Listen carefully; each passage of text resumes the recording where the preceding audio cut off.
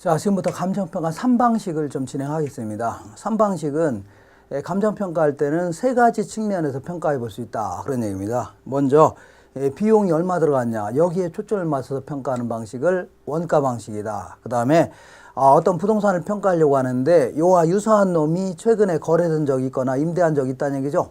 요걸 가지고 요 해당 부동산의 가치라든가 임료를 평가하겠다 하는 것을 비교 방식이다 해줍니다. 그 다음에 어떤 부동산이 있다면 어떤 미래 예상되는 수익이 있다는 얘기죠. 요걸 기초로 평가해 볼 수 있다. 이거를 수익 방식이라 이렇게 얘기합니다. 먼저 원가 방식을 먼저 공부할 건데, 원가 방식 하에 뭘 평가한다고요? 가치를 평가하는 방식을 원가법이다. 그 다음에 임료를 평가하는 방식을요, 적산법이다. 이렇게 얘기합니다. 적산법. 자, 그러면 원가법은 뭐 기본적인 논리는 요겁니다. 어떤 논리냐면 요 지우개가 있는데 요 지우개를 생각해 볼게요. 지우개는 5년 정도 쓰다 보면 예를 들어 10,000원에 구입했는데 1년, 2년, 3년, 4년, 5년 딱 쓰게 되면, 그리고 매일매일 하루 빠짐없이 쓴다고 쳐볼게요.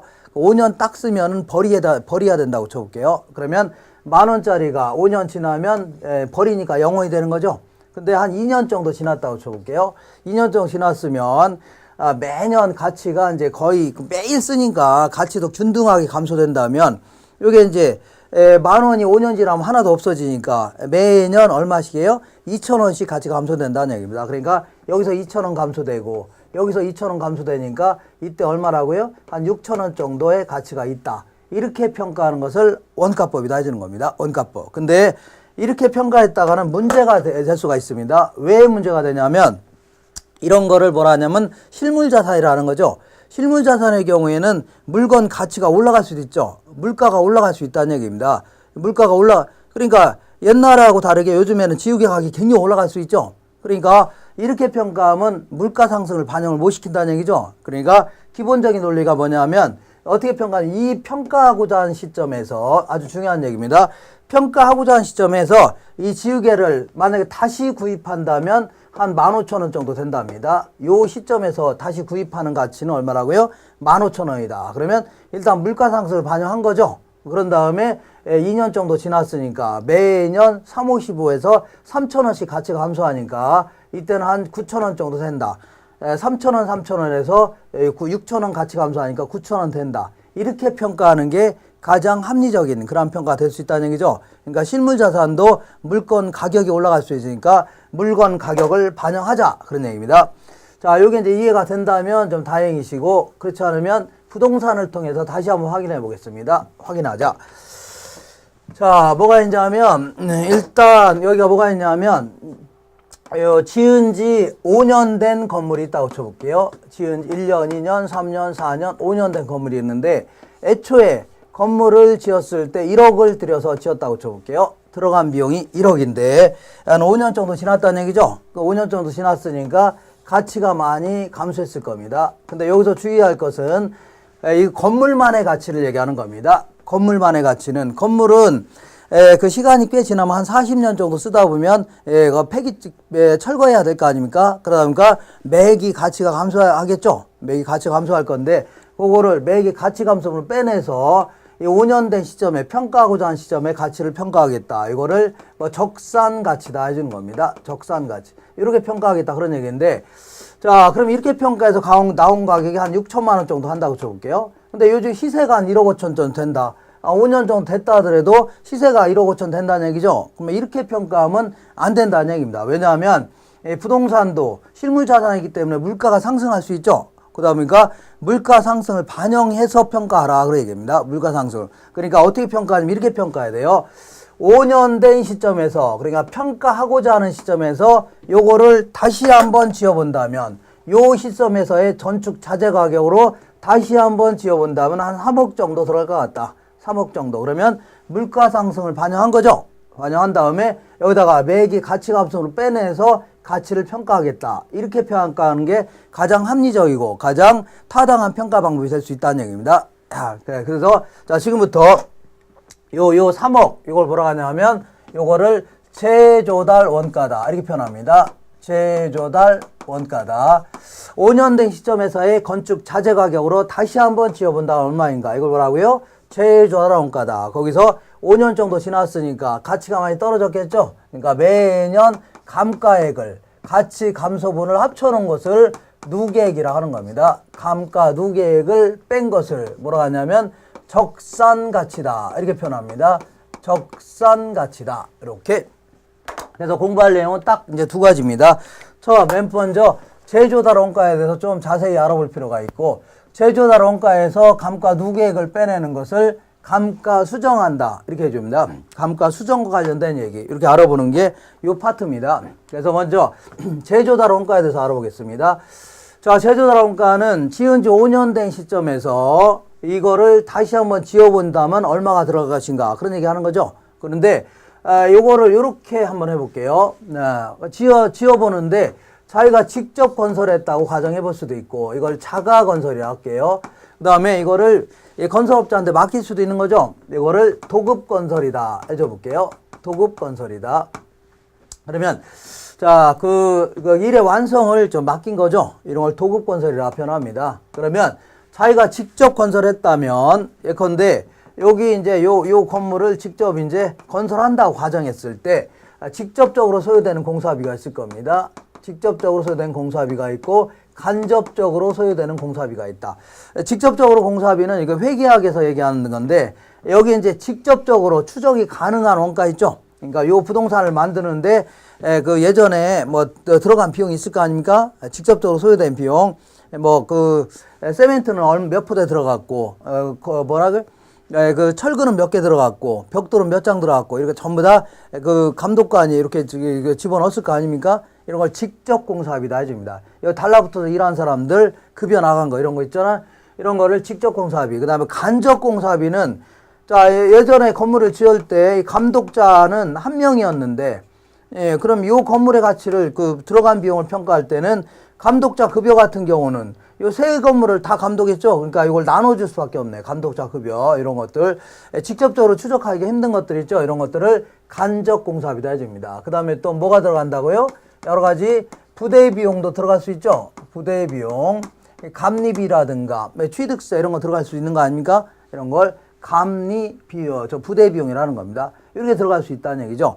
근데 이제 만약에 도급 건설했다고 가정해 볼게요. 뭐라는 거냐면 지은 지 5년 된 시점에서 다시 한번 지어본다고 가정하는데, 이걸 자기가 직접 건설했다고 가정해 볼 수 있고, 때로는요 건설업자한테 맡겼다고 가정할 수 있는 거 아닙니까? 이때 이제 건설업자한테 맡겼다고 가정했을 때는 직접 공사비도 들어갈 것이고, 또 뭐 또요? 간접 공사비도 들어갈 것이고, 그 다음에 부대 비용도 들어가는 거죠.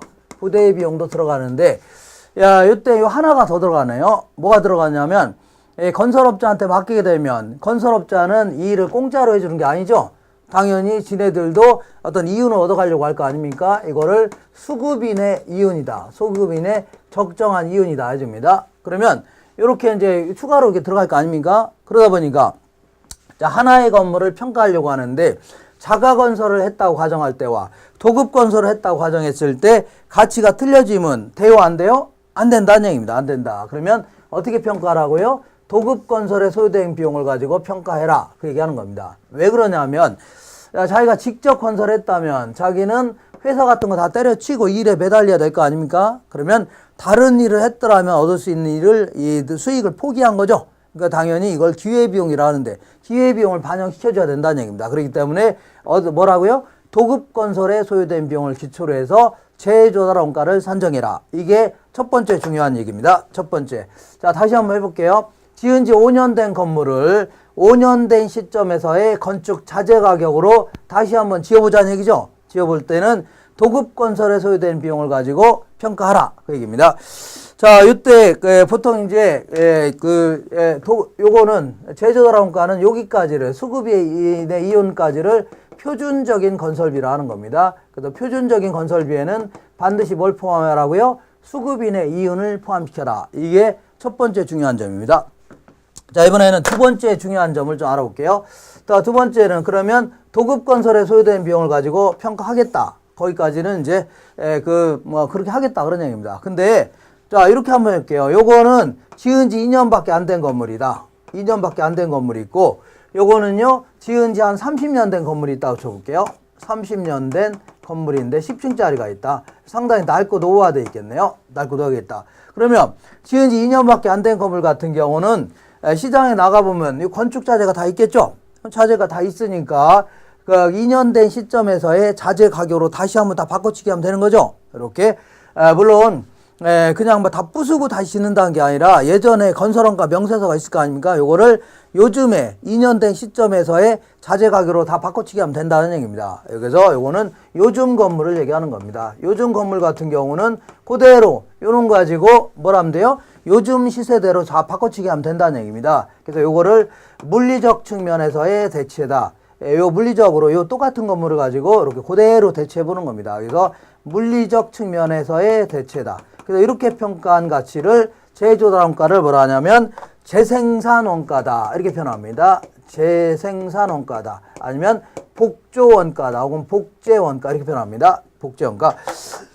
자, 근데 문제가 될 수 있는 게 뭐냐면 이렇게 아주 오래된 건물 볼게요. 오래된 건물은 한 30년 된 건물이 있다. 그럴 경우는 건물도 상당히 유행을 많이 타잖아요. 그러면 30년 된 건물을 자, 그 건축 자재가 있는데 그거를 시장에 나가보면 그런 자재가 없는 게 굉장히 많을 겁니다. 뭐 타일 같은 거 아예 막 아주 오래된 거 이런 거 거의 없을 거 아닙니까?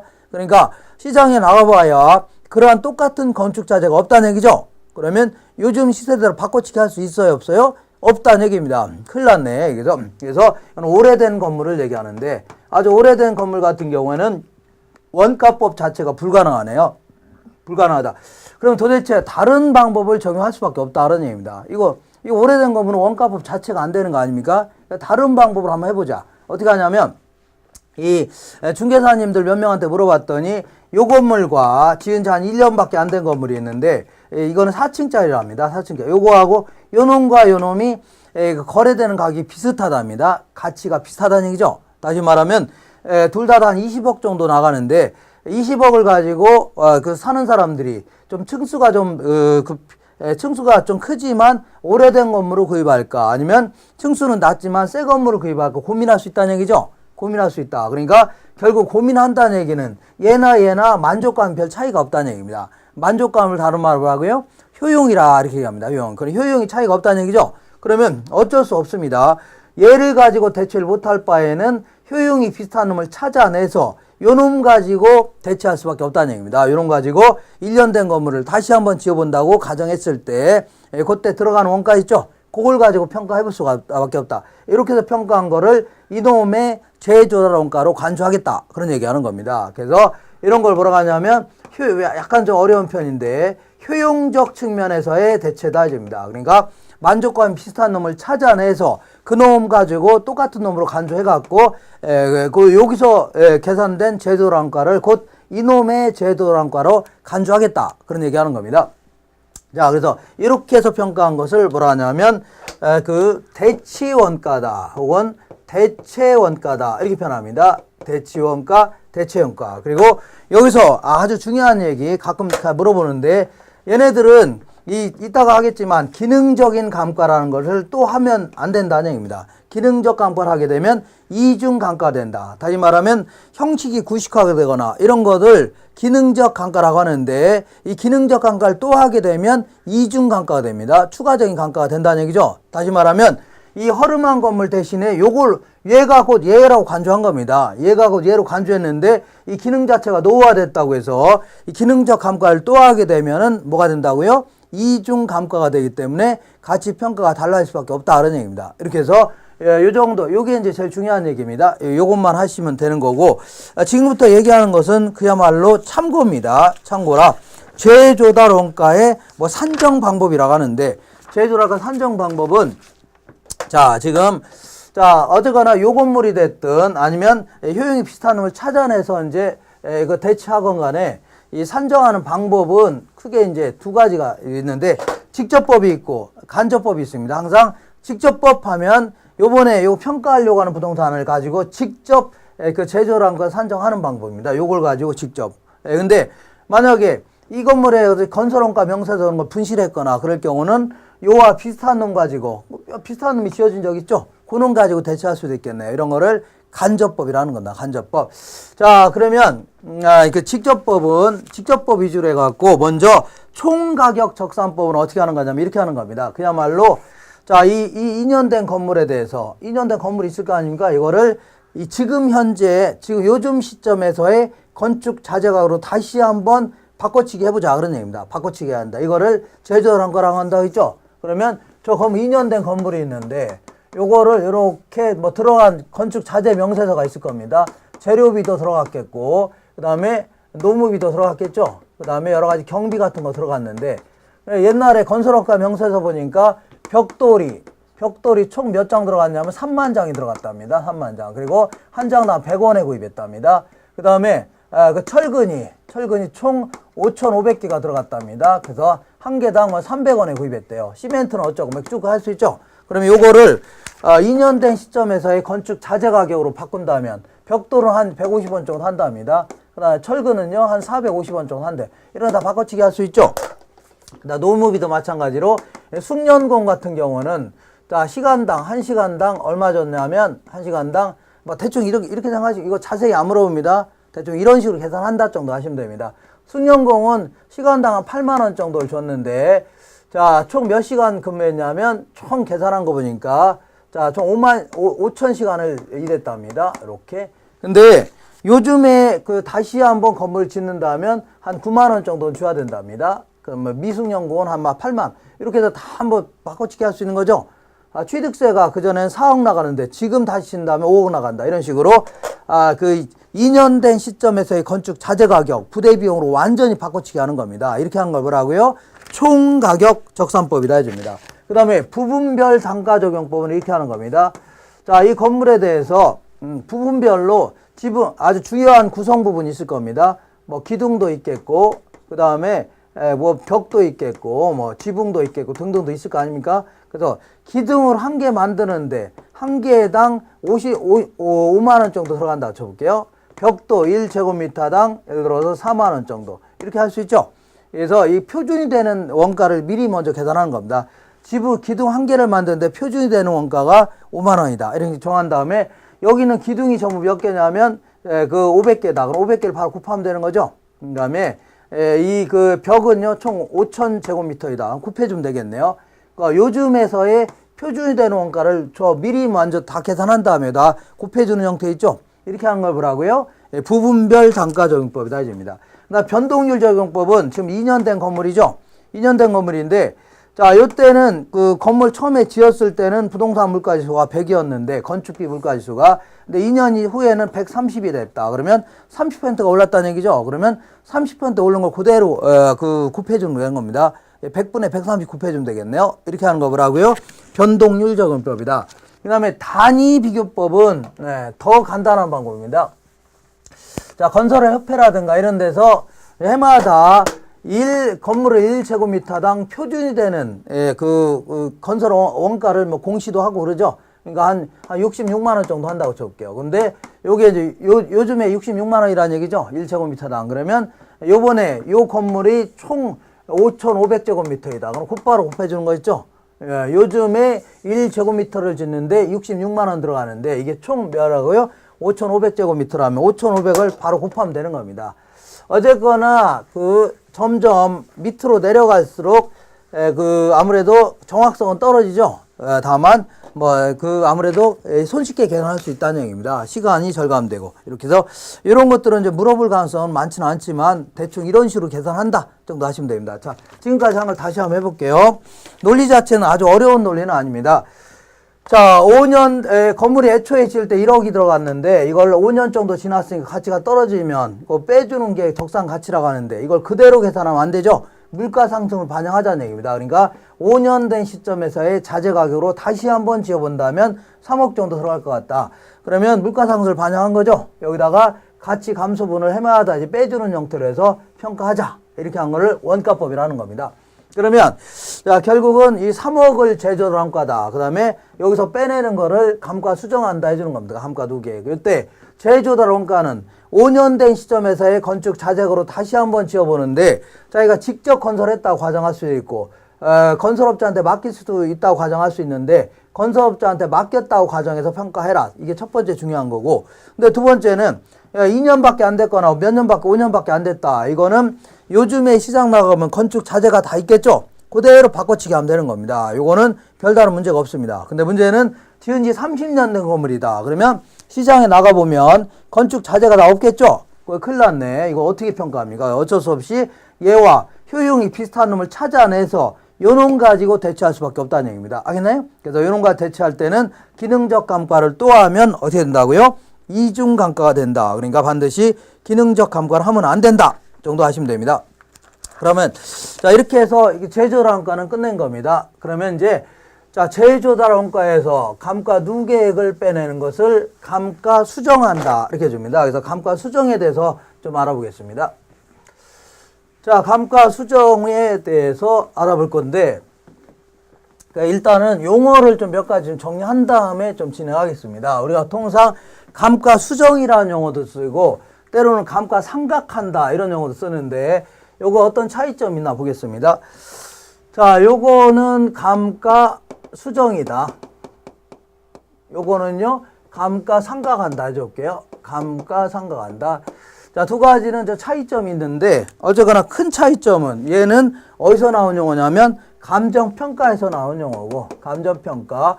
얘는요, 기업회계에서 나온 용어입니다. 기업회계라든가 세법, 이런 데서 나온 용어예요. 자, 감가 수정은 아까 얘기한 대로 이렇게 지은 지 5년 된 건물이 있다고 쳐볼게요. 자, 5년 된 시점에서 이걸 다시 한번 지어본다면 3억 정도 들어갈 것 같다. 그러면 5년 정도 지났으니까 가치가 많이 떨어졌겠죠? 그래서 가치 감소분을 빼내 갖고서 평가하고자 하는 시점에서의 적정한 가치를 평가해 보려고 하는 겁니다. 적정한 가치를 평가하려고 한다. 그래서 제조단원가에서 감가 누계액을 빼서 적정한 가치, 적상 가치를 구하겠다. 그런 얘기입니다. 근데 이제 감가상각은 그게 아닙니다. 기업 회계에서 나온 용어인데 얘는 이런 얘기입니다. 자, 얘는 이제 예컨대 1,000억짜리 기계를 구입했다고 쳐볼게요. 1,000억짜리 기계를 구입했는데 자, 3년 정도 쓰다 보면은 폐기 처분해야 된다. 그러니까 수익 창출 더 이상 할 수 없다는 얘기죠. 그럴 경우에 만약에 이렇게 1,000억 정도 한 번에 나간 비용 같은 거 있죠. 기계를 1,000억에 구입했다. 그러면 현금 나갔을 거 아닙니까? 그러면 현금 나갔을 때 모조리 비용으로 처리했다면 요 해에는 그러니까 이렇게 비용도 돈 나가는 것도 한 번에 무진장 크게 나가는 거 있잖아요. 예를 들어 건물을 구입하거나 기계 같은 거 구입하게 되면 한 번에 단번에 돈이 크게 나가죠. 자, 그러다 보니까 자, 이런 식으로 이렇게 이때 비용을 전부 다 처리하게 되면 이때는 엄청난 손실이 계산될 겁니다. 손익계산서상에. 그 다음부터는 이때 한 번에 다 비용으로 떨궈버렸으니까 그 다음부터는 엄청난 이익이 계산될 겁니다. 그러다 보니까 기업은 2개년도 재무제표를 공시해야 되는데 요 2개년도 재무제표를 보는 순간 야, 이 기업은 장사를 무진장 잘하고 있네. 그래서 안 되겠다. 은행 입장에서는 돈을 빌려줘야 되겠다. 이렇게 나올 수 있는 거고 기관 투자자 입장에서는 야, 이 장사 잘 되네. 여기다 투자해야 되겠다. 이런 식으로 하게 되면 잘못된 결정을 할 수 있다는 얘기입니다. 외부 정보 이용자들이 잘못된 결정을 할 수 있다. 그런 얘기입니다. 그래서 안 되겠다. 이렇게 한꺼번에 나가는 돈 같은 경우는 건물을 구입하거나 기계를 구입하거나 이런 식으로 한꺼번에 구입하는 것들은 일단은 취득 원가라는 걸로 계상해놨다가 취득 원가로 기록해놨다가 요거를 수익이 창출되는 기간이 3년이라면 3년 동안에 쪼개서 비용으로 처리하는 겁니다. 요만큼은 요때 비용으로 처리하고 요만큼은요 요때 비용으로 처리하고 요만큼은요 요때 비용으로 처리하자. 그러면 매액이 적정한 순수익을 경영 성과를 보고할 수 있다는 얘기입니다. 이렇게 하자는 것을 감가상각이라 이렇게 얘기합니다. 감가상각의 목적은 뭐냐면 매기 적정한 경영 성과를 보고하려고 취득 원가를 그 수익 창출이 진행되는 기간 동안에 비용으로 처리해 주자 그런 얘기입니다. 이렇게 하는 거 뭐라고요? 감가상각이라는 겁니다. 자, 요때 이제 얘는 감가 수정 같은 경우는 관찰 감가 이런 것도 가능합니다. 관찰 감가다. 자, 관찰 감가가 뭐냐면 노련한 감정평가사가 요모저모 뜯어보더니 이 정도 가치가 함수했구나 이렇게 평가할 수 있다는 얘기입니다. 근데 얘는 뭐 관찰 감가 이런 게 있으면 안 됩니다. 이런 거 없습니다. 그냥 무조건 이렇게 바로 수익 창출 기간 동안에 나눠서 비용으로 처리해 주면 돼요. 그 다음에 얘는 경제적 내용 연수 기간 동안에 감가가 수정하는 게 원칙입니다. 경제적 내용 연수다. 자, 근데 얘는요, 법에서 정해줍니다. 법정 내용수다. 이렇게 표현합니다. 법정 내용수. 자, 경제적 내용수가 뭐냐면, 자, 내가 원룸을 하나 딱 지었다. 그러면 처음에는 새 건물이니까 수익 임대료 잘 되겠죠. 임대도 그다음에 부서지는 거 별로 없을 겁니다. 고장 나는 거. 그러니까 수익이 비용보다 크다 그런 얘기입니다. 근데 한 30년, 20년 지나봐요. 그때서부터는 낡고 노후화되니까 뭐 임대도 잘 안 되겠죠. 그다음에 임대료도 많이 못 받을 거 아닙니까? 그리고 또한 이게 툭 하면 고장 납니까? 그러니까 오히려 어떻다고요? 나가는 비용이 더 커질 수도 있는 거죠. 나가는 수익보다. 그러면 이거는 이런 건물을 윈수덩어리라는 겁니다. 있으나 마나 하니까 오히려 돈이 더 나가는 거죠. 얼른 철거시켜야 된다는 얘기입니다. 그러니까 수익이 비용보다 더 큰 기간 있죠. 요 기간을 뭐라 한다고요? 경제적 내용수. 그래, 경제적 내용수 기간 동안에 이렇게 감가 수정을 하는 게 원칙입니다. 근데 얘는 그런 게 아닙니다. 법에서 정해줍니다. 예를 들어서 A라는 기업과 B라는 기업이 있는데 똑같은 기계를 구입했는데 얘는 30년 동안에 감가상각하고 얘는요 3년 동안 감가상각하고 그러면 그 투자자들이 기업 간의 비교를 할 수가 있어요 없어요? 없다는 얘기입니다. 그렇기 때문에 이런 비슷한 기계를 구입하면 얘도 30년 너도 30년 똑같이 하라는 얘기죠. 이렇게 하는 거 뭐라고요? 법정 내용수라는 겁니다. 그 다음에 얘 감가 수정 같은 경우는 이따가 하겠지만 조금 이따 잠깐 하겠지만 이 감가 요인을 이 물리적 감가 요인이라든가 기능적 감가 요인, 경제적 감가 요인, 법률적 감가 요인 이런 걸 전부 다 고려합니다. 근데 얘 같은 경우는 그 물리적, 기능적 감가인 내부적인 기계 자체라든가 건물 자체의 어떤 내부적 감가 요인만 고려한다. 얘는 외부 환경과의 관계에서의 감가 요인도 전부 다 고려하겠다 그런 얘기입니다. 그 다음에 얘 같은 경우는 토지 같은 경우에도 감가 대상이 될 수가 있습니다. 예를 들어서 어떤 토지가 있는데 주변에 쓰레기 매립장이 들어왔다 그러면 토지의 가치도 떨어질 수 있는 거죠. 요것도 감가 대상이 됩니다. 근데 우리 회계에서는 토지 같은 걸 비상각자산이라고 하면서 토지 같은 경우는 감가 대상이 아닙니다. 그래서 건물 같은 경우 언젠가는 철거해야 되는 거 있죠. 이런 걸 상각자산이다. 기계 같은 것도 언젠가는 폐기 처분해야 되죠. 이런 거를 상각자산이다. 기업 회계에서는 이렇게 언젠가는 없어질 물건을 매기 비용으로 처리하는 과정을 상각한다 표현합니다. 그러니까 이 상각하는 것은 상각재산에만 해당되는 거지 토지 같은 경우에는 감가상각의 대상이 아니다. 이렇게 좀 정리하시면 됩니다. 그 다음에 그 내용 연수까지 알아봤고 그리고 요거 좀 약간 좀 까탈스러운데 의미를 좀 잘 아시면 됩니다. 그리고 거기 보시면 감가 요인에는 아까 물리적 어쩌고 했었죠. 그러니까 물리적 감가 요인이 있고 기능적 감가 요인, 그다음에 경제적 감가 요인, 그다음 법률적 감가 요인. 그러니까 어떤 건물 같은 경우에 시간이 지남에 따라서 아니면 어떤 다른 요인에 의해서 감가될 수 있는 요인들이 여러 가지가 있다는 얘기입니다. 이런 걸 한번 나눠본 겁니다. 나눠봤는데 물리적 감가 요인이라는 것은 그야말로 시간이 지남에 따라서 그냥 놔두더라도 예컨대 자동차를 한 대 구입해갖고 운전면허 따기도 전에 그 자동차를 먼저 구입했는데 자꾸 필기시험에 계속 10년 동안 떨어지는 거 아닙니까? 마당에 그냥 세워놨다고 쳐볼게요. 그러면 그냥 시간이 지남에 따라서 노후화될 수 있죠. 차가. 그다음 태풍에 의해서 마모되거나 손상되거나 어쩌면 파손될 수 있는 거 아닙니까? 노후화, 마모, 파손, 손상 이런 걸 전부 다요 물리적 감가 요인이다 집니다. 물리적. 그 다음에 기능적 감가 요인은 내부 구성 요소에 있어서 감가될 수 있는 요인들 있죠. 이런 거를 기능적 감가 요인이다 집니다. 설계가 불량이라든가 이런 걸 기능적 감가 요인이다. 경제적 감가 요인은 외부 환경과의 관계에서 감가될 수 있는 요인을 얘기합니다. 가스 충전소가 들어오는 바람에 가치가 뚝 떨어질 수 있죠. 이런 거를 경제적 감가 요인이다. 그 다음에 이제 법률적 감가 요인은 법 제도상 부동산의 가치가 떨어질 수 있는 거죠. 이런 거를 법률적 감가 요인이다 해줍니다. 이때 특히 이 두 놈을 좀 비교할 줄 아셔야 됩니다. 기능적 감가 요인과 경제적 감가 요인을 비교할 줄 아셔야 되는데 어쨌거나 물리적 감가 요인은 쉽게 그냥 놔두더라도 시간이 감에 따라서 노후화되고 마모되고 파손되고 손상되는 거 이걸 뭐라 한다고요? 이거를 물리적 감가 요인이다 이렇게 해주면 됩니다. 그 다음에 기능적 감가 요인의 예를 좀 기억하셔야 됩니다. 동유형의 부동산에 기술의 혁신이 있었다. 예를 들어서 우리 회사 기계가 있었는데 기계가 한 달이면 한 1000개를 만들 수 있는 기계였습니다. 근데 요즘에 새로운 기계가 출시됐는데 요 기계는 비슷하게 생긴 기계인데 한 달에 10,000개를 생산할 수 있답니다. 또 가. 그러면 우리 기계는 얼른 경쟁력이 떨어져서 얼른 버려야 됩니다. 이런 거 뭐라고요? 이걸 기능적 감가 요인이라 줍니다. 그 다음에 설계 자체가 처음부터 불량이라는 얘기죠. 이렇게 내부 구성 요소 간에 문제가 될 수 있다는 얘기입니다. 그 다음 설비의 설비가 부족하다거나 너무 남아 돌거나 이것도 하나의 감가될 수 있는 요인이 되는 겁니다.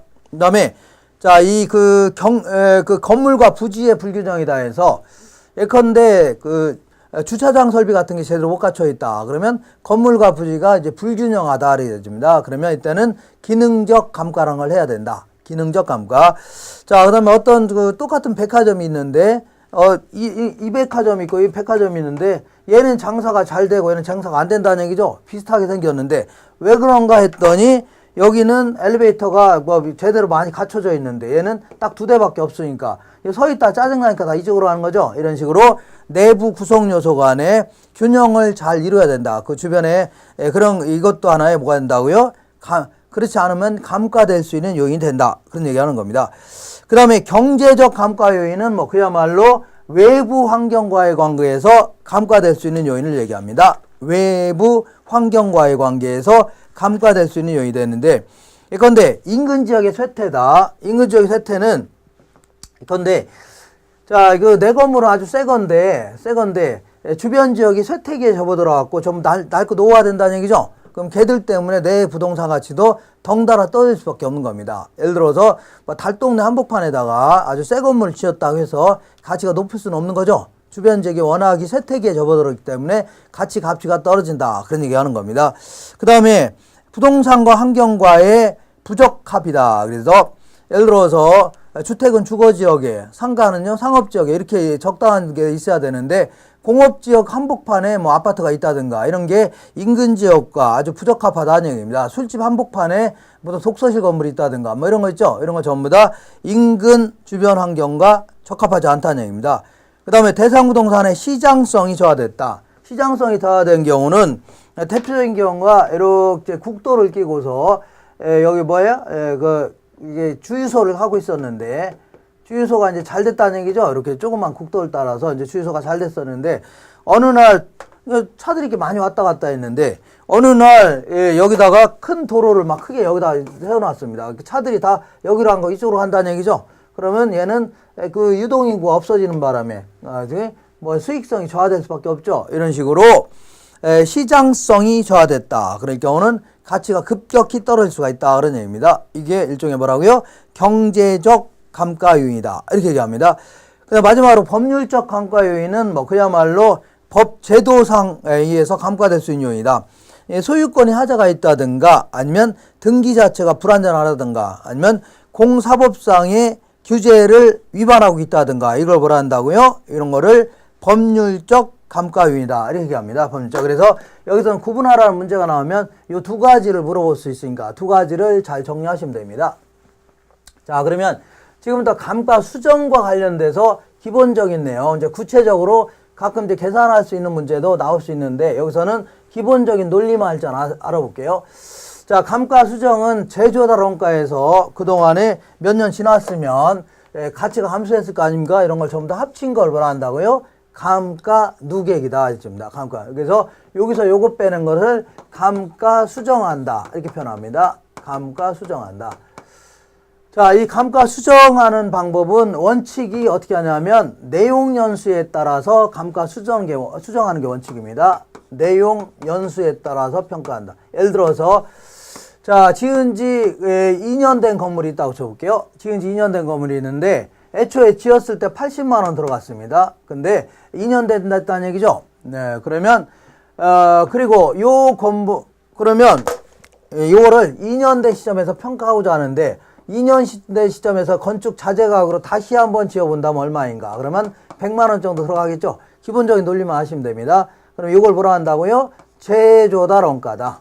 제조달 원가. 이렇게 한 다음에 그리고 요 부동산은 5년 지나면 철거해야 된다. 철거해야 된다는 얘기는 결국은 수익보다 뭐가 크다고요? 비용이 크다는 얘기 아닙니까? 그러면 아예 없애버린 게 낫다는 얘기죠. 그럼 요 기간을 경제적 내용수라는 겁니다. 경제적 내용수는 몇 년이라고요? 5년이라는 얘기죠. 그러면 자, 근데 이 건물 같은 경우는 아니면 기계 같은 경우는 폐기 처분하더라도 건물 같은 경우에 철거하게 되면 뭐가 나온다고요? 뭐 쇳덩어리 같은 거 나오면 고물상에 팔면 그때 돈이 될 수도 있는 거죠. 이런 거를 잔존가치라는 겁니다. 그러니까 자, 잔존가치는 폐기 처분하게 되면 아니면 철거하게 되면 한 10만 원 정도는 챙길 수가 있다고 쳐볼게요. 5년 된 시점에서. 그러면 결국은 100만 원짜리가 5년 지나면 얼마 된다고요? 10만 원밖에 안 남죠? 그러면 5년 동안에 가치가 얼만큼이요? 90만 원 가치가 감소한 거 아닙니까? 그래서 90만 원을 매기 적정액씩 빼주자는 얘기입니다. 예를 들어서 90만 원을 똑같이 빼줄 수도 있고 처음에는 많이 빼고 두 번째는 적게 빼고 할 수 있죠. 이렇게 해서 평가하는 걸 뭐라 한다고요? 내용연수에 의한 방법이다 해줍니다. 여기에는 크게 정액법이라는 게 있고 정률법이라는 게 있고 그다음에 그 상환기금법이라는 게 있습니다. 이런 내용을 간단히 확인할 필요가 있고 자, 두 번째는 자, 다른 방법도 있는데 관찰감가법이다. 아니면 분해법이라는 게 있습니다. 분해법. 그 다음에 시장추출법이다. 시장추출법. 그 다음에 임대료 손실환원법이라는 게 있습니다. 임대료 손실환원. 이런 것들이 있는데 자, 이런 것들은 제가 이제 다음 시간에 하나하나 이제 자세히는 아니고 자세히 안 물어봅니다. 간단하니만 물어보면 됩니다. 그래서 관찰감가법은 노련한 감정평가사가 요모조모 뜯어보면서 어느 정도 가치가 감소했거나 이렇게 할 수 있다는 얘기죠. 그리고 요걸 좀 업그레이드 시킨 방법을 분해법이라는 겁니다. 그래서 이런 내용을 가지고 공부할 건데 우리 감정평가 규칙에 따르면 원칙적으로 어떻게 평가하라고요? 내용연수에 따라 평가하는 게 원칙입니다. 얘가 원칙인데 예외적으로 다른 방법에 따라 평가한 걸로 수정해 주든가 다른 방법을 평가한 걸로 수정해 주든가 아니면 수정하기가 곤란하다. 그럴 경우는 다른 방법에 따라 평가할 수 있다. 이렇게 평가하고 있어요. 이렇게 얘기하고 있습니다. 다시 한번 정리할게요. 자, 이 그 감정평가 규칙에 따르면 원칙적으로 내용연수에 따라 평가해라. 그리고 다른 방법에 의한 평가 방법으로 수정해줘라. 이게 원칙입니다. 근데 뭐 수정하기가 곤란하다 그러면 다른 방법으로도 평가할 수 있다. 이렇게 해서 이러한 평가에 관련된 내용들은 약간 좀 원가 방식 중에 좀 까탈스러운 내용인데 이건 다음 시간에 정리하도록 하겠습니다. 이상입니다.